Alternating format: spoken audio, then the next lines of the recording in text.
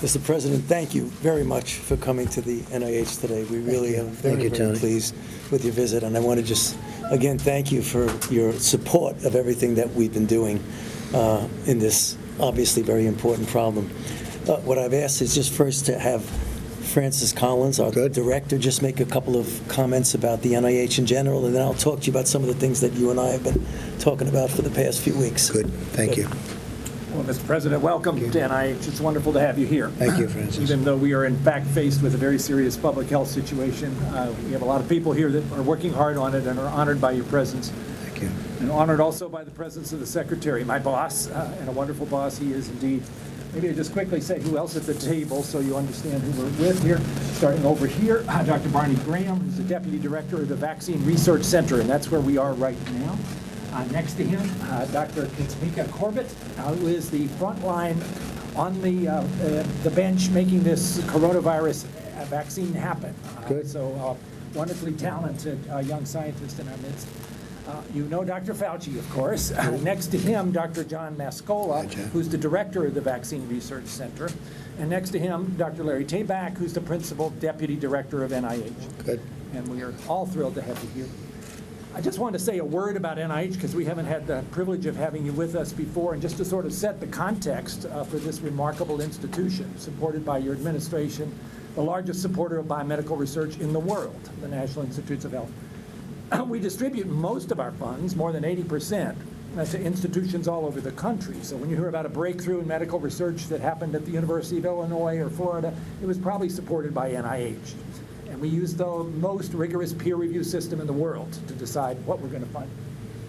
And we do everything from fundamental discovery to clinical trials and everything in between.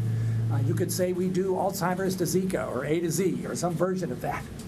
And we also support infrastructure that makes it possible at a time like this to be able to move rapidly in terms of developing a vaccine. And you'll hear more about that from Dr. Fauci.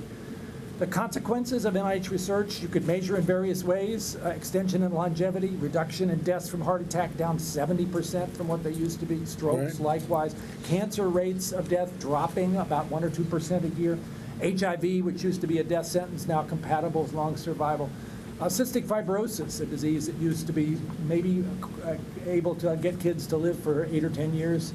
Now, just in the last few months, announcement of a drug therapy that means a lot of those individuals are planning for retirement. Wow, what a big change that has been. Economics, I think we could also say this is one of the government's best investments because the return on investment, every dollar that NIH spends, is about $8.38 because of all of the other economic activity that inspired. But a major component of NIH, though it's only about 11% of the budget, is the intramural program. That's where you are now on this campus. More than 5,000 MDs, PhDs, and MD PhDs work here on a wide variety of things. A few hundred yards from here, the largest research hospital in the world, the NIH Clinical Center. Among their achievements, the first chemotherapy for leukemia, the development of AZT for HIV, cancer immunotherapy, now saving lives, including people who thought that there was no hope for them and are now being not just helped, but cured. Dramatic advances in treating depression. Lithium was invented here. Ketamine now turning to be a really exciting development for people with resistant depression. The first gene therapy for humans done here at NIH, and now evolving to a point where we are curing on this campus people with sickle cell disease with gene therapy. And of course, vaccines. Vaccines developed here for childhood meningitis, for HPV, for Ebola, and now we're going to talk about coronavirus. So for all these reasons, people call us the National Institutes of Hope, and we're happy to embrace that particular description. And you have next to you the probably most highly regarded infectious disease expert in the country, I might even say in the world, Dr. Tony Fauci. And we have been graced by his presence for many decades, and he is exactly the right person to tell you what we're doing right now about coronavirus and how we're going to address the need for a vaccine in order to tackle this really difficult problem. So thank you for being here. I hope that's helped us. Thank you very much. Okay. Again, thanks again. I just want to connect what we've been talking about over the past few weeks. So if I could just get this slide here. Remember when I mentioned that the fastest from the time that you get a pathogen, you know what it is, Right. to the time you do a phase 1 trial for safety. So look at what's happened when SARS was in 2003. From the time we got the virus to the time we did the first phase 1 trial. Remember, that doesn't mean you have a vaccine. Right. It means for safety. It was 20 months. Then H5N1 influenza, we got it down to 11. H1N1 influenza 4. Zika 3.25. And now we believe, as I've told you several times, it's 2 to 3 months. I think it's going to be 2. Fantastic. That's great. So that kind of thing Wow. is what this place is all about. It's kind of like the SWAT team of going out and responding to emerging microbes. Right. So, this building, this entire center was first started in response to making a vaccine for HIV. But the crew that we brought together, and we brought the best of the best from all over the country. Dr. John Mascola is the director of this place.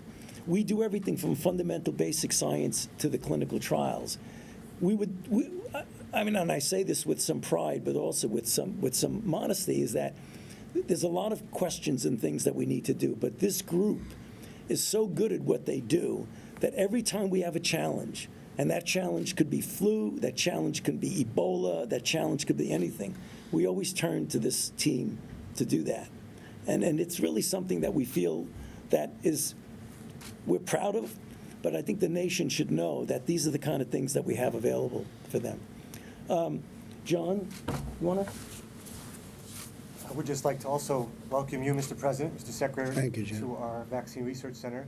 We look forward to a brief tour for you upstairs where you can have Dr. Corbett and Dr. Graham tell you about how we're working on the coronavirus vaccine.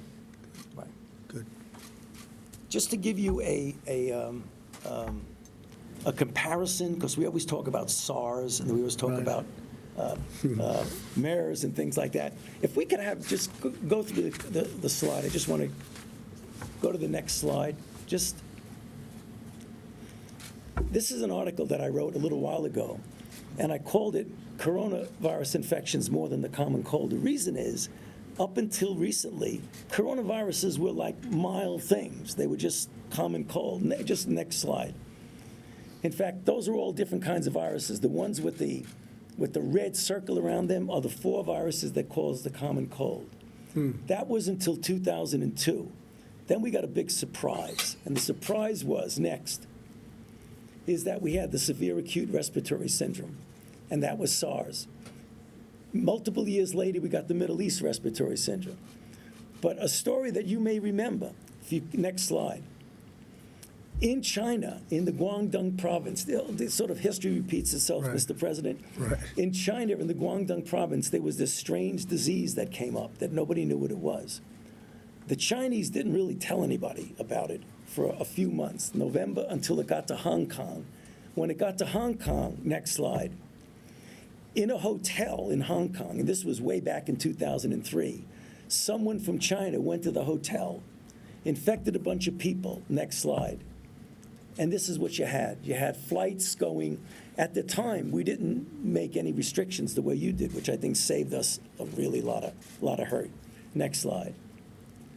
And then this is what happened. There were 8,000 cases, 774 deaths. And that's how I get the number that I've been telling you, that the mortality of SARS was about 9 to 10%. If you do that math, that's what it Right. is. Wow. Right. Next slide. The other one is the MERS coronavirus, which was the one that was in Saudi Arabia. That was also from an animal reservoir. Next. In fact, it was from a bat. Next. From a bat to a camel, and then for the people in the Middle East who got it, that was the infection there. So these are the kind of things that go from an animal reservoir to a human. Sometimes it doesn't go anywhere. It just goes 1 or 2 people. But sometimes it adapts itself to function very, very, very efficiently. Next. And that's what happened. We had MERS coronavirus in Saudi Arabia. We had a few cases in the United States, but not many. And finally, next. This is where we are right now with the coronavirus. And then just getting back to the last, we got this sequence about a week after the Chinese were able to put it up on the board. And next. And then these are the things that we do, therapeutics, vaccines. So we'll stop there, but we'd really like to hear some comments from you, Mr. President, if you want to. Well, I want to thank you all. This is incredible, and I've heard about you, and I know all of you by name, and now I get to meet you. Unfortunately, I get to meet you because we're talking about this, but we've made tremendous progress. I know you're dealing with other nations to help them out because they really, they got hit, some of them very badly, and we're talking to them also, and we're making decisions as to whether or not we're allowed to travel. They're allowed to travel. We've been pretty severe on those restrictions, but I guess we did the right thing by being severe.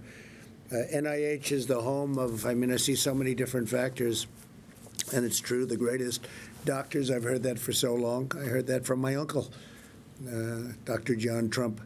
Big fan of what you've done and how it started, and it's really been an incredible situation. But the scientists and researchers all over the world, they say this is the best there is, and I think the world is extremely happy that you're involved. And Tony, your reputation is second to none. I think we all agree with that. You have to agree with that, John, right? And you have no choice. Indeed, sir. But the fact is, it is in this case, it's true, and we're very lucky to have you.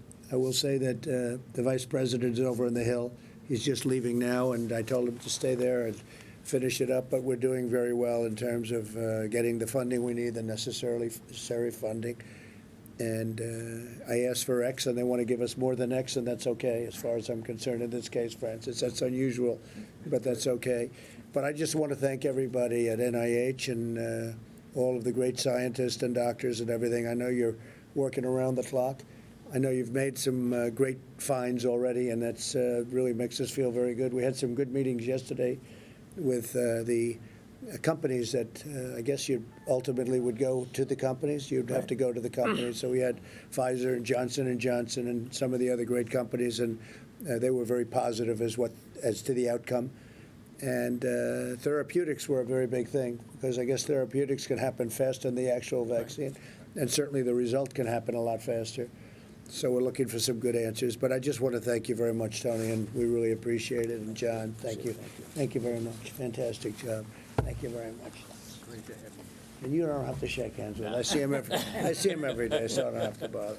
So thank you all very much. Great job. Appreciate it. Mr. President, can you travel to Japan or Italy right now? Well, I haven't been asked to, but I think we're making decisions on certain parts of those countries, as you know. We've already made a decision on parts of Italy, and Japan is very unfortunate because I've seen the incredible job they did on the Olympics. As you know, they're building a facility. It's really finished. It's beautiful. It's finished right on time, as usual with the Japanese. The Prime Minister, a very good friend of mine, and Prime Minister Abe. And so I don't know what they're going to do. They have this magnificent facility, and I don't know what they're going to do, but they'll make the right decision. I know that. But yes, if it was necessary, I would do it. Yes. What's your timeline on further travel restrictions, Mr. President? Well, we're looking at different areas, and we'll make that decision with these professionals. We made an early decision based on a little bit of luck, I suspect, but that was the original decision on China itself. And China, in all fairness to them, they never blamed us. It was, a tough decision for them, but they fully understood. They were very reasonable about it. But that was a hard decision to make. But I guess we would have had a lot more people with difficulty if we didn't make that decision very early on. But we'll be making additional decisions as they arise, I guess, Tony. And what about closing the southern border? Is that still on the table? We're not looking at it very strongly. We're not seeing a lot of evidence in that area. We're closing it, I guess, automatically because we have a very strong border there now. We didn't have a strong border at all. We've built 129 miles of wall, and the wall area is 100% secure. But we haven't seen any I don't think we've seen any great evidence that area is a problem at this moment, so we won't have to bother with that at this moment. Anybody? You're so nice today. I can't believe it. It's the NIH, that's it. It's NIH. It rubbed off. Super Tuesday. Say it. Tell us about Super Tuesday, how you're watching the primaries that are taking place. Well, it's going to be a very interesting evening of television. I think it's really going to be something. You've got some races going on that didn't seem to exist a few days ago, and now Biden has come up a little bit, and I don't know what's happened with Bernie. I think they're trying to take it away from him. I don't know if that's fair, but I guess it's politics when you get right down to it. What's fair? But I think it's going to be a very interesting evening of television, and because of the time difference, California time difference, it's going to go a little bit later than we're accustomed to, right? And I will be watching. Who would I like to win? Anybody. I'll take anybody I have to. That's the way it's going to work. Doesn't matter. Not a favorite opponent? No, I have. I really just, we've done a great job. We have the strongest economy on earth. We've gone up, and as you know, China's economy has been hurt very badly long before this. We've done a really good job, and I think people understand that. And I'm looking at polls that are very good. But whoever it is, we'll take them on. We have no choice, right? Anything else, Steve? Did you have a reaction to the North Korean launch of those missiles yesterday? No, I have no reaction. Short-term missiles, no. And back on the Afghanistan, was that your first conversation with the leader of the Taliban? I don't want to say that, but we had a very good conversation with the leader of the Taliban today, and they're looking to get this ended, and we're looking to get it ended. I think we all have a very common interest. We'll find out about the country itself, but the country really has to get it ended. We've been there for 20 years.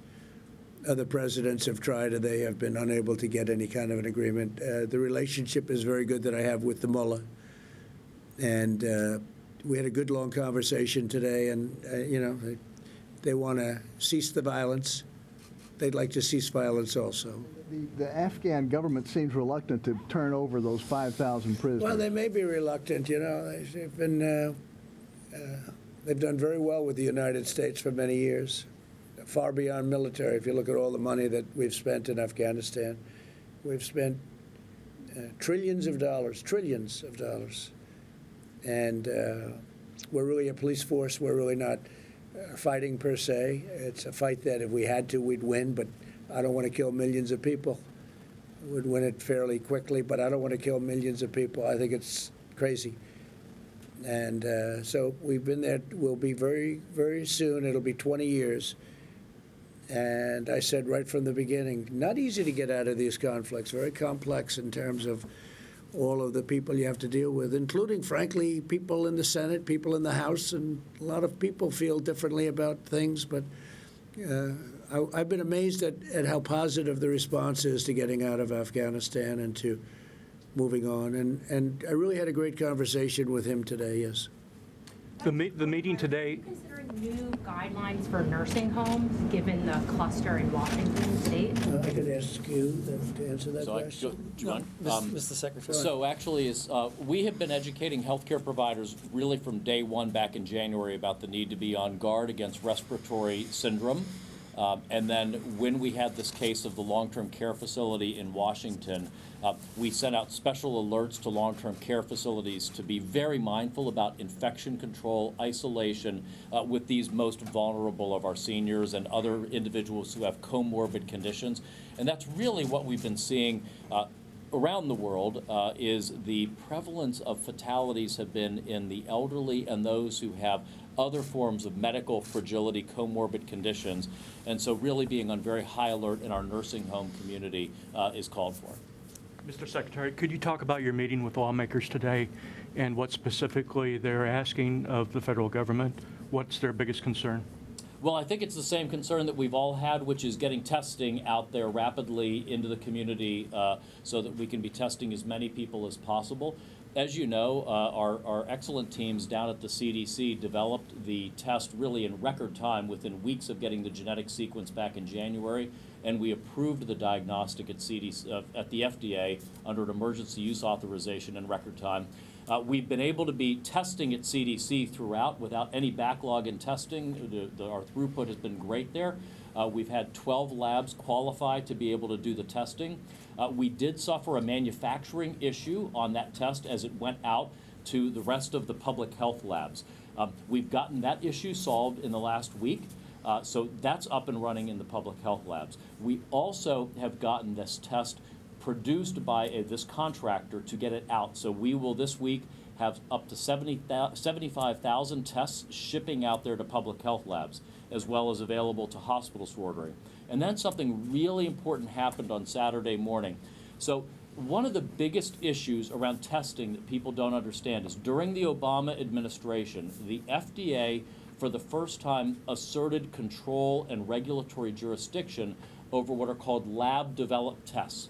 Before that, if a hospital or a lab like a Quest Diagnostics, a LabCorp, or an academic medical center would develop a test on their own with reagents and test, they could just do that if they were a certified clinical lab called a CLIA lab. But under the Obama administration, the FDA asserted jurisdiction and said, you have to come to us first and get approval of that test before you can do it. On Saturday morning, Commissioner Hahn issued guidance saying under an emergency use authorization, we are permitting these labs, these public health labs, these hospital labs, commercial labs, to go ahead, get the test going, do your own test, make it available, and come to us for approval after the fact under emergency use authorization. That will make, as Commissioner Hahn has said, millions of tests per week available quite rapidly. Mr. Secretary, can I ask you about the study from the CDC today that showed the Americans most at risk of contracting coronavirus are the ones with people living with patients. So should Americans be less worried about catching the virus from, say, people on the street or people in an airport? So what we said at the press conference just yesterday is very consistent with that, which is for the average American in your daily life, the risk of getting coronavirus, the novel coronavirus, is very low.